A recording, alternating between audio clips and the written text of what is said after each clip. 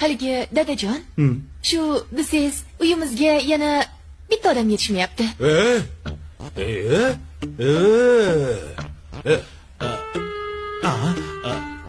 Jim bo'lar ekansiz. Safimizni yana bittaga kengaytirsak yaxshi bo'lardi. Dada, bugun do'stlaringiz keladi, mana shu yerda shashlik qilib beraman o'zim. Mana shu jiltir. O'zicha aslida do'st degani kelib ketguvchidir. To'ppa-to'g'ri.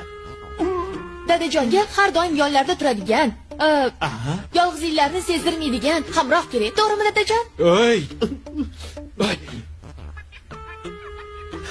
Dadajon, shu desangiz biz o'g'lingizlar bilan maslahatlashib, Qachon sen bilan maslahatlashdik? Iltimos, shu bilan maslahat qilmang.